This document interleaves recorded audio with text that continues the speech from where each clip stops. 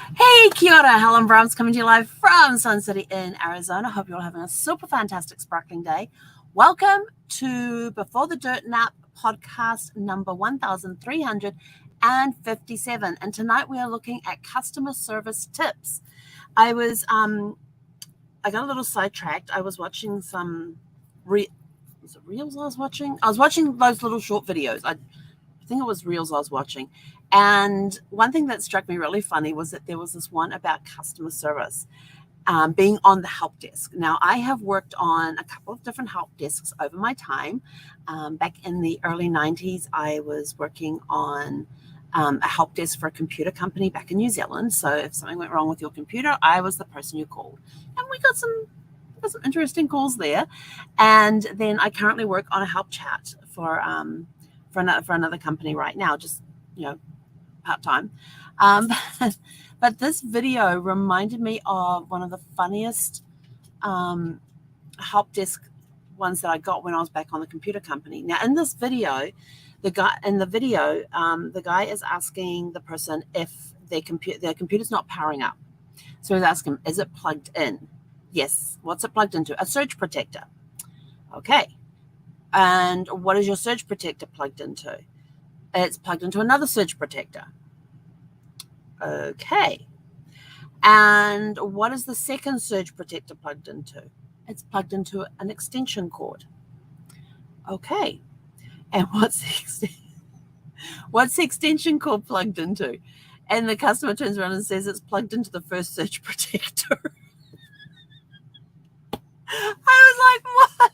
And it reminded me of this one incident that I had when I was working for a computer company.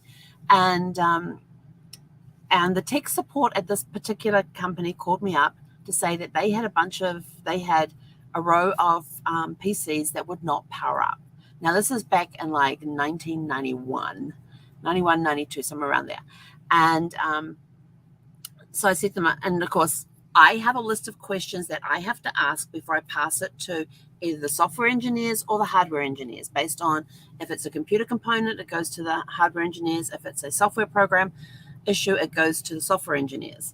And so before I assign it to anybody, I have a list of questions that I have to go through based on what their thing is. And the guys gave me these list of questions to ask. Whenever you get this type of call, just ask this, this, and this, because that'll help us narrow it down. I'm like, okay. So they told me that they had a series of about 4 or 5 PCs that would not power up. So the very first question I had to ask them is, okay, are they plugged in? Yep, they're plugged in. And they're not powering up? No. Okay. And there was another couple of questions I had to ask them, but it was around the same thing. And in New Zealand, we actually have switches on our electrical outlets. So here in the States, I don't have an electrical outlet. Here in the States, you just plug something in and it's automatically connected to the power. In New Zealand, you have to plug it in and turn the switch on, and then when you're finished, you can turn it off. So it's actually controlled at the outlet that you can turn the switch on or off. So of course, one of my questions was, are they plugged in? Yes. Is the wall switch turned on? And they're like, yes, it's all plugged in and turned on. I went, okay, and asked them another couple of questions and determined that the engineer did have to go out there. So I sent my engineer out there. A place that was like a quick walk for him, like a 5-minute walk from where we were. So he walked over there and checked it all out. And like 20 minutes later, he was back in the office. And I'm like, you're back already? He says, oh, yeah. He said, I'm ready to close out that call now. Because I would log the call open and then the engineers would call me, tell me what the issue was. And I would record what their solutions were and then close out the call for them. And I said, okay, what's the problem? He goes, the wall was missing. And I looked at him and I went, the wall was missing. And he goes, yeah. He said, somebody came in over the weekend. Somebody's came in over the weekend. They moved all of the PCs, they unplugged all the PCs, moved them out of the way. They demolished the wall between 2 rooms. Then they lined all the PCs back up again and just left the cables and all the cables for the internet connections and everything else, and left the plugs all out laying there on the floor, all neat and tidy and everything else. And I went, but they told me they were plugged in and the switches were on. So then I knew that guy their tech person had not been down there to see for himself what the problem was. And I'm like, surely somebody would notice if they're sitting down at a computer to turn it on that the wall that they would sit up against every day was off, it was gone. So that was one of the funniest ones I had was the wall was missing was the solution for that one. And so they then had to go and find different surge protectors and stuff and do all that chaining and things and getting everything plugged in. But that was one of the funniest ones I had. So I thought and I thought, I've done a lot of customer service roles over the years, and whether I was working or there's a lot of times that we are doing customer service even though we don't think we are. It's like, when people turn around and says, oh, I don't do sales. You're doing sales every single day. Every time you meet a new person, you are selling yourself to that person, that they either want to do business with you, they want to you want them to like you. You are selling yourself. If you're going on a date, you are selling yourself to the date. Is this somebody that you can see yourself with for the rest of life? Do you want to go on another date with them? So you're selling yourself to them. You're constantly selling yourself. It's the same with customer service. And they don't even have to be a customer. They could just be a friend that you're just helping out. It's all service of some sort. So I thought, well, it might be fun to go over some customer service tips. And, because I've got a lot of experience in this. Every role that I have had as far as work goes involves customer service. It doesn't matter if you are the tech person of a company. You are, everybody in the company that you serve as a tech person, they are your customers. The customers doesn't have to be a paying customer. It could be somebody that you work with where you're providing a service for them and they become your customer when you are helping them. It could be, so like a tech person. You call the tech department when you have an issue with your computer or a laptop, or you may even take it down there. You are the tech department's customer. And if you're, so there's always the customer service, words are escaping me tonight. There's always ways that you can do customer service in the role that you currently have. But great customer service is not about solving a problem. It's creating a positive experience for your customers. So when when a client comes to you with a issue that they have, a pain point that they have, as they say, the people buy only one thing and one thing only, and that is a solution. They have a problem, they need a solution, and you can provide that solution for them. What you do is that you're not only just solving that problem, but it's how you provide that solution for them. Are they going to get a positive experience during that time? Or are you just going to go, oh, you need one of those? Here you go. That'll be $20 or whatever. No, it's creating that positive experience for your customer to entice them to come back again. So you're doing a sales role at the same time that you're doing customer service. You want their business again, you're going to give them a positive experience that one time so that they will come back again.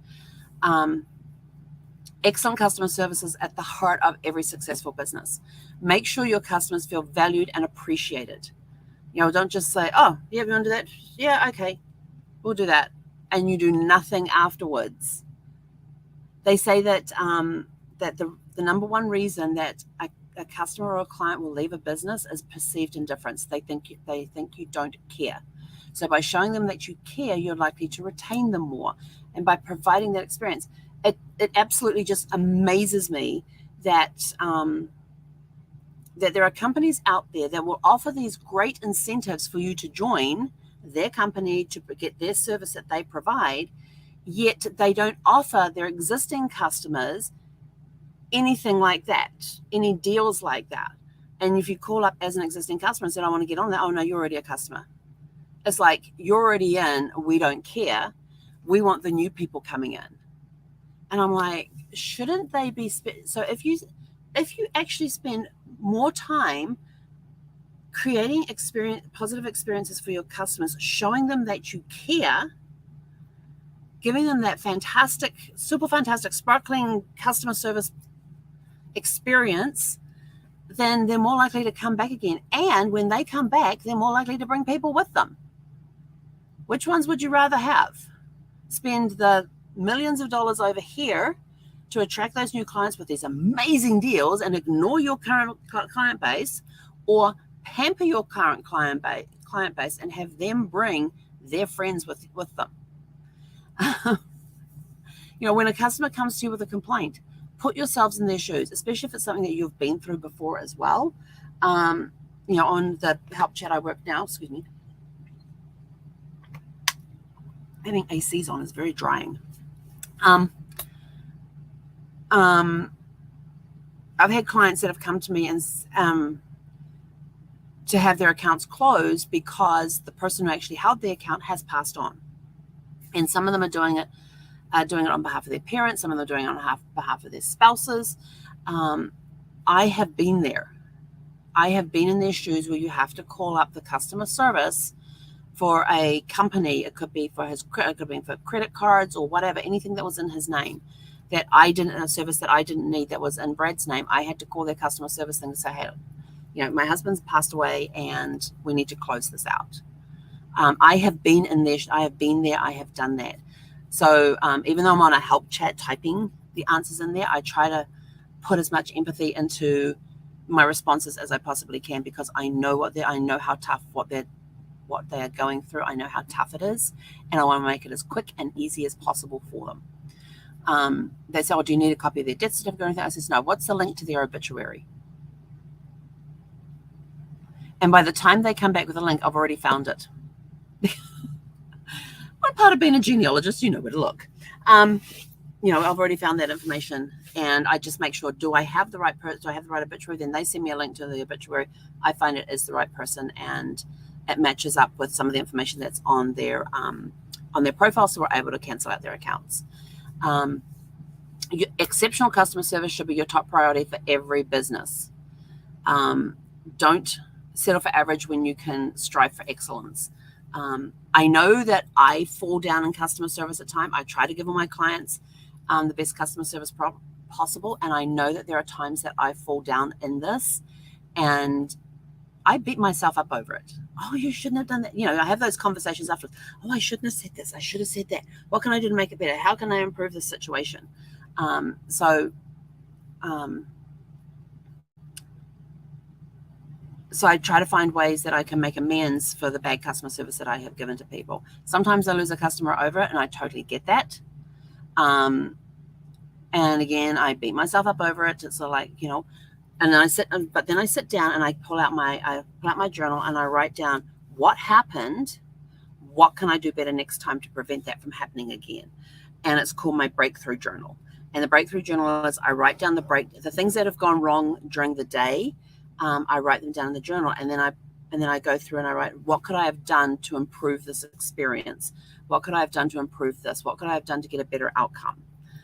So that I'm constantly improving myself as well. So keeping a breakthrough journal is awesome, because you put in there what happened, how did you feel about it, how do you think the customer felt about it, what can I do next time to make sure that doesn't happen again. Respond quickly to customer inquiries and concerns. On the help chat, I try not to leave people sitting too long when they've chatted in. And if it means that, I've just got to go out, let me go and have a look at your account for that. Let me go and do this. Let me go and do that, so that they know that I'm looking at it. It'll take a couple of minutes to find everything. When it comes to the customer service, little things matter. Pay attention to the details and make sure you're providing a personalized service.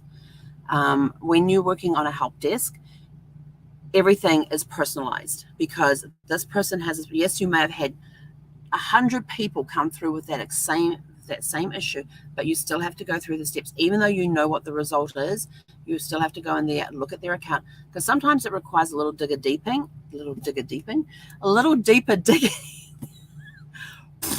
Not sure what my mouth is doing today. It requires a little deeper digging, because their situation, even though it sounds like it might be the last 100 chats that you've dealt with, there could be something in there that's a little different, where there's actually something wrong with their transaction that went through, or whatever it was.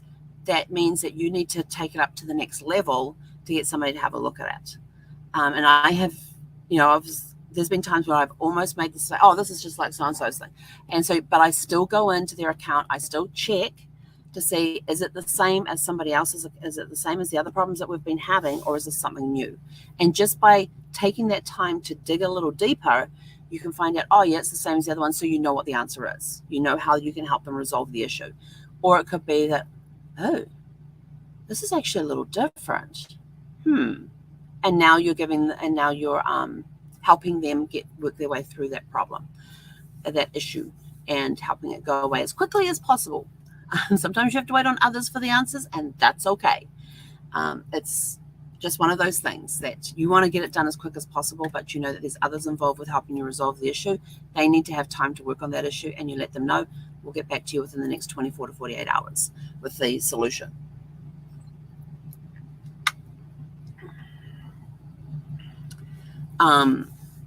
Providing exceptional customer service is not just the responsibility of your customer support team. It's a team effort that involves everyone in the company. And this is true because you might need help from other departments to help resolve an issue. That's why when anybody says thank you when we close out a call, even if I haven't talked to anybody in any other department about this, I was able to resolve it by myself. It's always our pleasure. Not your welcome, not my pleasure, our pleasure. Because we are a team of people working together to make sure that the system is working as it should, and we have as little problems as possible. So I always put our pleasure. And I had somebody challenge me on that one time, and I said, well, they said, but we only worked with you. And I said, yes, but there is a team that is behind me that is making sure the system is running correctly. They provide me with answers when I need them. So it is a team effort. It is a company-wide team effort to make sure that you get your issue resolved. Even if I am the only person that you talk to and I don't talk to any of my team, we already have procedures and processes in place to help resolve your issue. So it is a team effort. And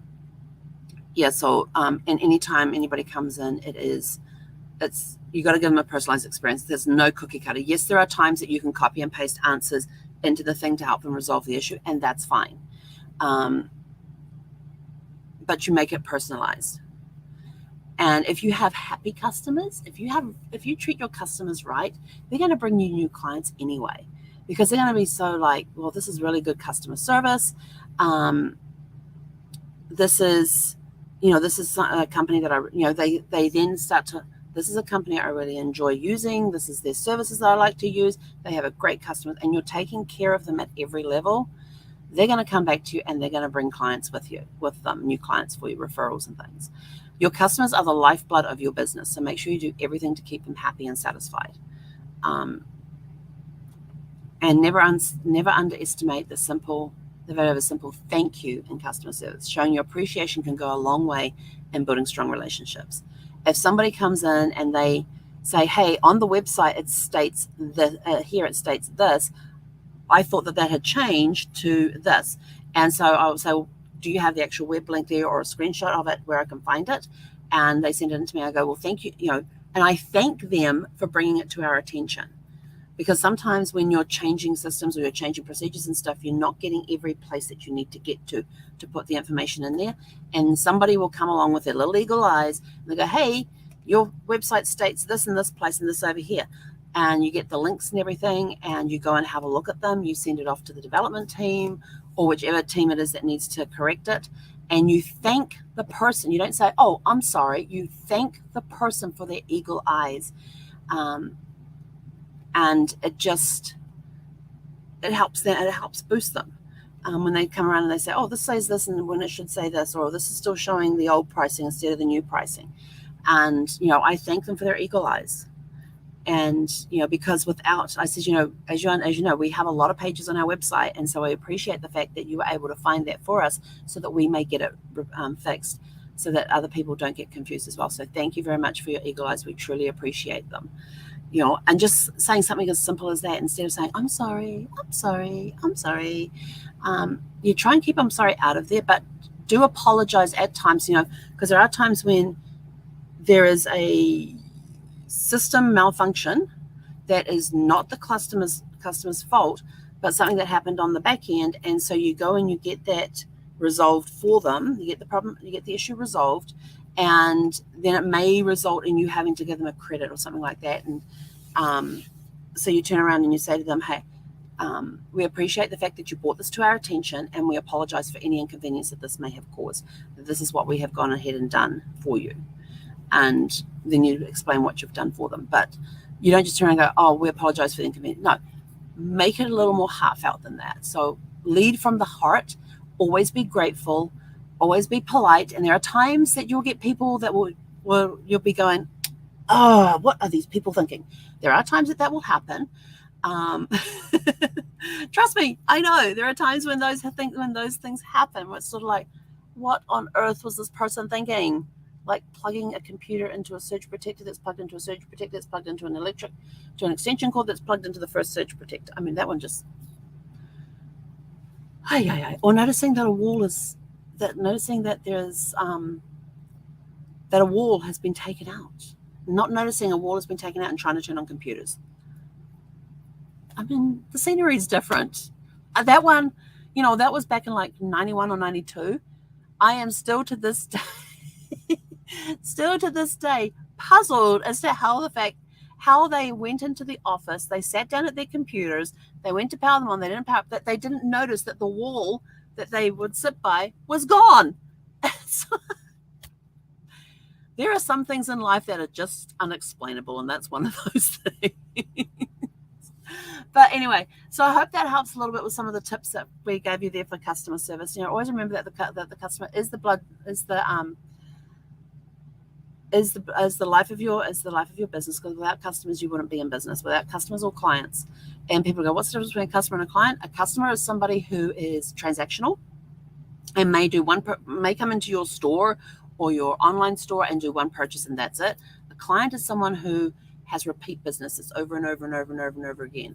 So remember to treat all your customers and clients as kind of like VIPs. Give them that exceptional experience when they come to you, so that they will want to keep coming back again and again and again, and they're not going to leave because they think you don't care. Show them that you care. Send them thank you cards every now and again. Thank you for your business.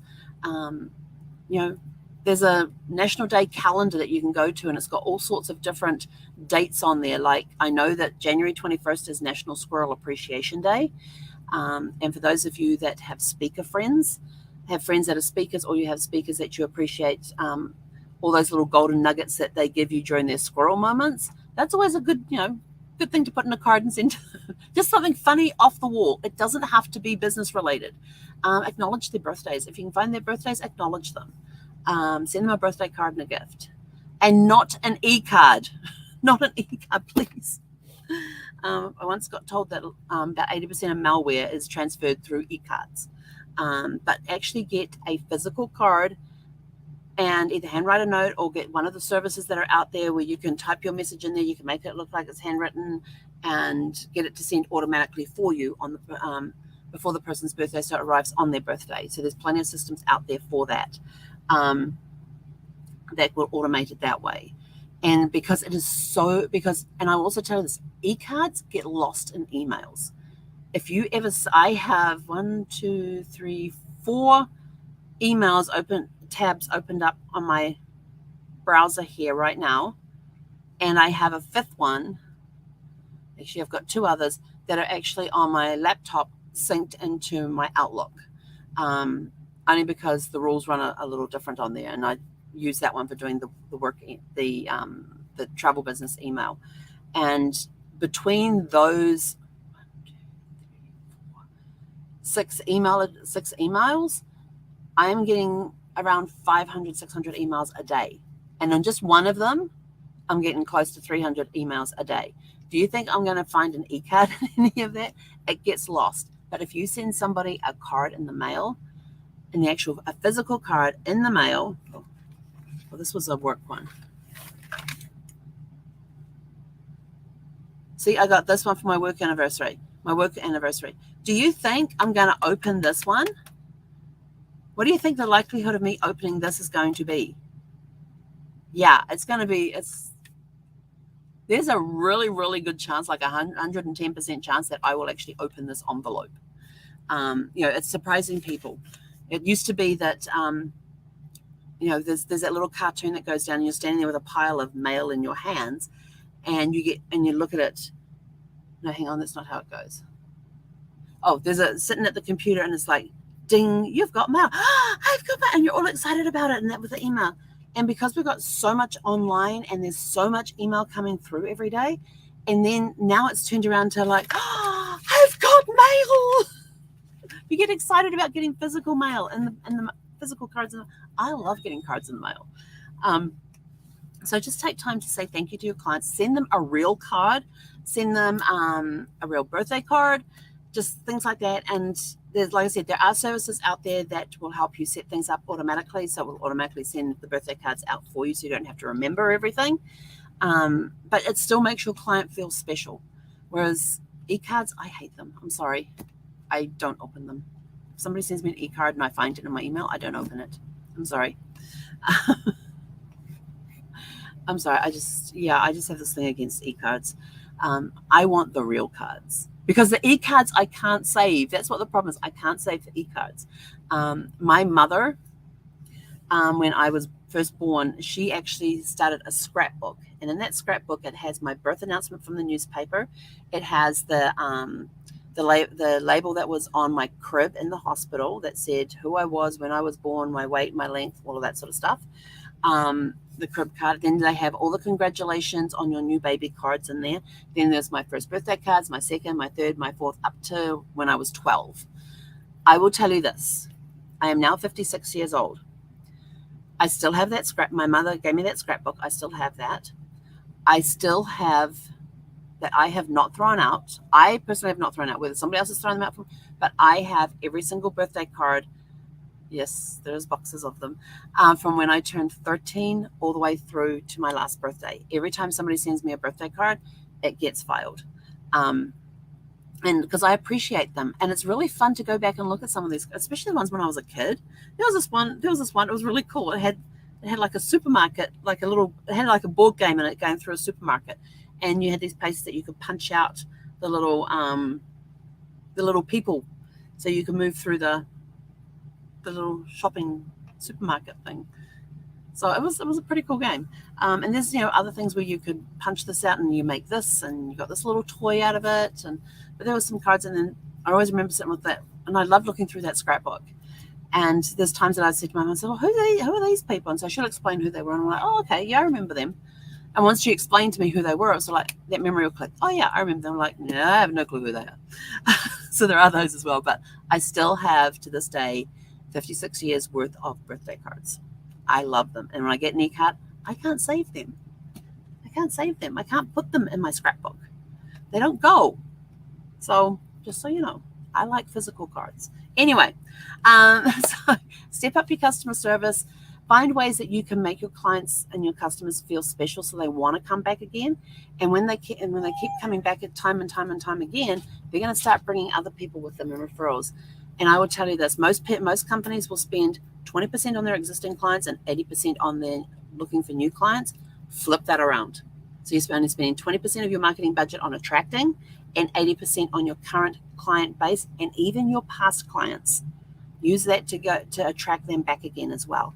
And you'll find that you'll get a much stronger business that way than like some of these big companies that give you these big splashy offers and say, come to us and we'll give you this and we'll give you this and this and this.